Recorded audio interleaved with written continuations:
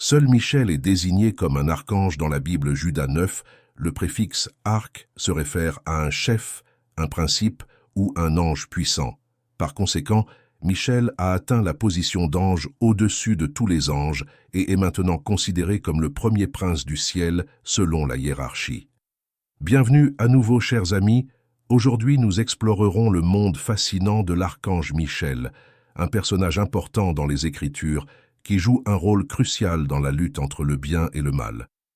Accompagnez-nous dans ce voyage d'enseignement alors que nous étudions les références bibliques et analysons le sens et le but de Michel l'archange. Qui est cet être céleste et quel est son rôle dans le plan divin? Si ce contenu vous intéresse, je vous demande de soutenir notre chaîne en vous abonnant et de ne pas manquer nos prochaines vidéos.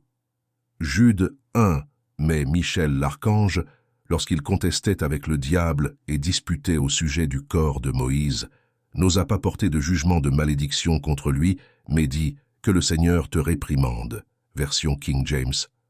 Rappelons qu'il n'y a qu'un seul ange occupant le rang angélique d'archange dans le récit biblique, car le mot « arc » signifie principe. Cet ange est le plus visible de tous les saints anges. Le nom donné à l'archange est Michel, qui soulève la question « Qui est comme Dieu ?» De nombreux parents, juifs et non-juifs, qui ont nommé leurs enfants Michel, ignorant probablement complètement ce que signifie le nom. Il est regrettable que les pensées et les sentiments des gens ne soient pas orientés vers Dieu chaque fois qu'ils entendent ce nom. Comme nous le verrons, les hommes qui ont reçu des visites angéliques exprimaient souvent le désir d'adorer la création plutôt que le Créateur.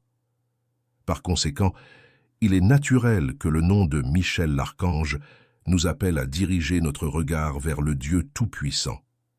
Il doit être seul, parce que la Bible ne fait jamais référence aux archanges en tant que groupe, seulement à l'archange lui-même. En ce qui concerne l'Ancien Testament, Michel semble être associé en grande partie à la nation d'Israël. En conséquence, Dieu se réfère à Michel comme le prince de son peuple élu. Il est en quelque sorte le premier ministre dans l'administration de Dieu dans l'univers et sert de gestionnaire des anges de Dieu dans le but d'administrer la justice. À ce moment-là, Michel, le grand prince qui protège ton peuple, se lèvera. Il y aura un temps de détresse comme il n'y en a pas eu depuis que les nations existent jusqu'à ce jour. Mais en ce temps-là, ton peuple, tous ceux dont le nom est trouvé écrit dans le livre, seront délivrés. Daniel 12:1. Il protège et défend spécialement le peuple de Dieu, quel qu'il soit. De plus, dans Daniel, il est appelé Michel, votre prince. Mais je vais te dire ce qui est écrit dans le livre de la vérité. Personne ne me soutient contre eux, excepté Michel, votre prince. Daniel 10:21. Il est le messager de Dieu pour la loi et le jugement. C'est son rôle lorsqu'il apparaît dans l'Apocalypse 12:7-12, dirigeant l'armée dans sa bataille contre Satan, le grand dragon, et tous ses démons pendant la lutte finale de l'ère. Michel et ses anges seront impliqués dans la guerre titanesque de l'univers qui annoncera la défaite de Satan et des forces des ténèbres. En préparation de la lutte, la Bible nous enseigne que Michel émergera finalement victorieux. L'enfer tremblera, le ciel se réjouira et célébrera. Ce Satan, souvent appelé l'adversaire, était autrefois appelé Lucifer, le fils du matin. Il a été chassé du ciel avec son armée rebelle et continue de combattre aujourd'hui. Satan peut sembler gagner la guerre, car il a remporté plusieurs batailles significatives, mais le résultat final est inévitable. Il sera vaincu un jour et ses pouvoirs lui seront enlevés pour toujours. Les pouvoirs des ténèbres seront brisés par Dieu. Comment ce conflit pourrait-il se produire dans l'univers parfait de Dieu? Beaucoup se demandent. L'apôtre Paul l'appelle le mystère de l'iniquité parce qu'il est déjà en action. Le mystère de l'iniquité est en effet déjà à l'œuvre, mais il faut que celui qui le retient encore ait disparu. 2 Thessaloniciens 2:7. Même si nous n'avons pas autant d'informations que nous le souhaiterions, nous savons une chose. Les anges qui sont tombés l'ont fait parce qu'ils se sont rebellés contre Dieu. car Dieu n'a pas épargné les anges qui ont péché, mais les a précipités dans l'enfer et les a livrés aux abîmes de ténèbres pour être réservés au jugement. 2 Pierre 2, 4. Peut-être que le passage comparable en Jude 6 met plus directement la charge de la culpabilité sur les épaules des anges. Les anges, écrit Jude de manière très délibérée, n'ont pas gardé leur état original, mais ont abandonné leur propre demeure. Ainsi, la désobéissance de Lucifer envers Dieu et la chute subséquente, peut-être d'un tiers des anges qui se sont joints à sa malveillance, fut le plus grand désastre de l'histoire de toute la création. Quand a-t-il eu lieu? Entre le début de la création et l'entrée de Satan dans le jardin d'Éden. La question importante n'est pas quand les anges ont été créés, mais quand ils sont tombés. Il est difficile de croire que leur péché ait eu lieu avant que Dieu ne place Adam et Ève dans le jardin. Jusqu'à ce point, même la création angélique était bonne. Combien de temps Adam et Ève ont-ils été dans le jardin avant que les anges ne tombent et que Satan ne tente le premier homme et la première femme? Cela pourrait être demandé. Voici une question qui doit rester sans réponse. Cela ressemble à une crise mondiale actuelle. Isaïe 14, 1 à 14 enregistre l'origine du conflit. Comment es-tu tombé du ciel, ô Lucifer, fils de l'aurore? Comment as-tu été abattu à terre, toi qui affaiblissais les nations?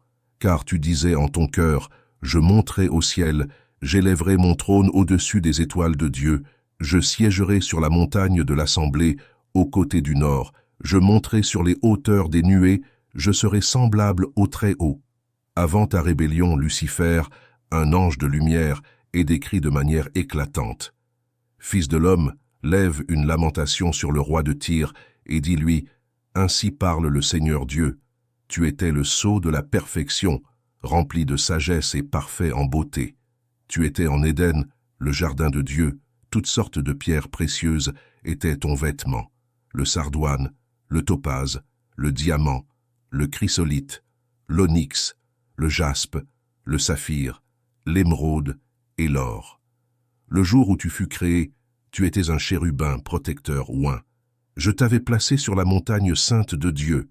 Tu étais au milieu des pierres de feu. Tu te promenais, tu étais parfait dans tes voies, depuis le jour où tu fus créé jusqu'à ce que l'iniquité soit trouvée en toi. À cause de la multitude de tes pratiques, tu as été rempli de violence à l'intérieur et tu as péché. Je t'ai donc jeté du mont de Dieu et t'ai éliminé, chérubin protecteur, du milieu des pierres de feu.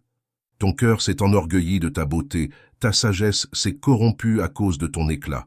Je te jetterai à terre, devant les rois, je te mettrai pour te voir. Ézéchiel 28, 1 à 17. Certains croient que lorsque l'ange Lucifer s'est rebellé contre Dieu et ses œuvres, jusqu'à un tiers des armées célestes de l'univers se sont joints à lui dans sa révolte. En conséquence, la lutte qui a commencé dans le ciel a continué sur terre et se terminera à Armageddon avec le Christ et son armée angélique triomphant. Leslie Miller, dans son excellent livre Tout sur les anges, note que parfois les Écritures se réfèrent aux anges comme des étoiles. C'est pourquoi Satan était appelé l'étoile du matin avant sa chute, et Jean ajoute une qualification à cette description. Et sa queue entraîna le tiers des étoiles du ciel et les jeta sur la terre, et le dragon se tint devant la femme qui allait enfanter pour dévorer son enfant dès sa naissance. Apocalypse 12, 4. Nous savons que la terre est le théâtre du conflit, mais c'est une lutte qui affecte tout l'univers. Il est incroyable que vous et moi, avec si peu de temps sur cette planète, participions à cette bataille des âges. Il est incroyable pour nous que des êtres surnaturels de l'espace extérieur soient impliqués dans une lutte pour cette planète. Tout a commencé dans le jardin d'Éden, un endroit situé quelque part entre les fleuves Tigre et Euphrate au Moyen-Orient. La tête de Satan est frappée et meurtrie alors que les forces de Dieu prennent de l'ampleur à mesure que nous approchons de la fin de l'ère. L'archange Michel prépare actuellement ses forces pour la bataille finale d'Armageddon sous l'autorité de Dieu. La dernière illustration de la Bible est du ciel, tandis que Satan est un ennemi vaincu en principe. Évidemment, Dieu ne l'a pas encore éliminé de la scène mondiale. Cependant, la Bible enseigne que Dieu utilisera les anges pour le juger et l'éliminer complètement de l'univers lorsque Jésus reviendra pour la deuxième fois. L'archange Michel criera alors qu'il accompagne cette proclamation merveilleuse et étonnante que Jésus-Christ est également revenu. Il prêchera aussi le message de vie à tous ceux qui sont morts en Christ, et ils attendent la résurrection parce que le Seigneur lui-même descendra du ciel avec une voix de commandement, avec la voix de l'archange et avec la trompette de Dieu, et les morts en Christ ressusciteront d'abord. 1 Thessaloniciens 4, 16. Daniel et l'ange. Le prophète Daniel nous présente à Michel. Il semble qu'il avait prié et que Dieu avait envoyé une réponse par le biais d'un messager qui a été retardé dans son voyage jusqu'à ce qu'il témoigne. Mais voici, Michel, l'un des principaux princes est venu pour m'aider. Daniel 10, 13. Ainsi, Michel a dû lutter pour la libre circulation de la parole de Dieu. Il pourrait être approprié de donner à Michel le titre de général, car chaque fois que nous le voyons, c'est en relation avec une sorte de lutte spirituelle. Dans son rôle de combattant, Michel a une responsabilité particulière envers Israël. En Daniel 10, 21 et 12, 1, il est dit être le prince de cette nation. Comme nous le lisons dans l'histoire ancienne et moderne, mais je vais te dire ce qui est écrit dans le livre de la vérité, et il n'y a personne qui me soutienne contre cela, sinon Michel, votre prince. Daniel 10, 21. En ce temps-là se lèvera Michel, le grand prince, qui se tient pour les enfants de ton peuple, et ce sera un temps de détresse comme il n'y en a jamais eu depuis qu'il y a eu une nation jusqu'à ce temps-là. Et en ce temps-là, ton peuple sera délivré, tous ceux qui seront trouvés inscrits dans le livre. Daniel 12, 1. De plus, outre les références de l'Ancien Testament, nous trouvons aussi Michel mentionné dans le Nouveau Testament. Dans la brève lettre de Jude, le 9e verset l'appelle spécifiquement archange et relate sa bataille avec Lucifer pour le corps de Moïse. Avec l'aide du Seigneur, Michel a remporté cette bataille. Ce n'était pas la seule confrontation entre Michel et Lucifer, comme le dit Jean dans le livre de l'Apocalypse. Et il y eut guerre dans le ciel. Michel et ses anges combattirent contre le dragon, et le dragon combattit et ses anges. Apocalypse 12, 7. Et il n'y eut pas de place trouvée pour eux dans le ciel. Et le grand dragon fut jeté dehors, le serpent ancien, appelé le diable et Satan, qui séduit toute la terre. Il fut jeté dehors, et ses anges furent jetés avec lui. Apocalypse 12, 8, 9. Ici, nous voyons Michel servant comme commandant d'un groupe d'anges. De toute évidence, Michel est le principal guerrier de Dieu. Il y a eu une fois une guerre dans le ciel. Michel et ses anges ont combattu contre Satan et ses anges déchus. Dieu utilise ses serviteurs pour faire face à l'armée repliée et mal équipée de Satan. Satan n'a pas pu l'emporter, et il n'y avait plus de place pour lui dans le ciel. Les anges de Dieu sont invincibles. Cette caractéristique dénote la division entre les anges et les démons. Seules les armées célestes se démarquent en force dans n'importe quelle guerre. Les anges l'emportent toujours à la fin, éliminant complètement l'adversaire. Les anges sont connus pour ne jamais échouer. Rien ne peut égaler leur force. Ils constituent les gardes les plus efficaces des saints. L'histoire de l'archange Michel nous enseigne que, même au milieu des batailles spirituelles et des défis, la lumière divine l'emporte sur les ténèbres. La leçon que nous pouvons en tirer est que face à des situations difficiles, nous devons nous rappeler de diriger notre regard vers le sacré et de faire confiance au fait que la justice et la vérité trouveront toujours leur chemin. De plus, la figure de Michel nous rappelle l'importance de l'humilité face à la grandeur divine. Bien qu'il soit un leader céleste, Michel reconnaît l'autorité suprême de Dieu et ne prononce pas de jugement de sa propre autorité. Cette humilité nous inspire à maintenir une connexion constante avec le divin et à nous rappeler que malgré les défis, nous pouvons toujours compter sur le soutien de forces supérieures. N'oubliez pas de cultiver la foi, l'humilité et la confiance au milieu des adversités, sachant que comme l'archange Michel, nous pouvons trouver force et guidance dans le divin. Maintenant, j'ai une question pour vous. Quelles leçons pensez-vous que nous pouvons tirer de l'histoire de l'archange Michel et comment appliqueriez-vous ces enseignements dans votre propre vie face aux défis et aux adversités? Si ce contenu vous a été précieux, je vous demande de me soutenir en vous abonnant pour ne manquer aucune de nos prochaines vidéos. Ensemble, nous pouvons éclairer plus d'esprits et étendre notre compréhension.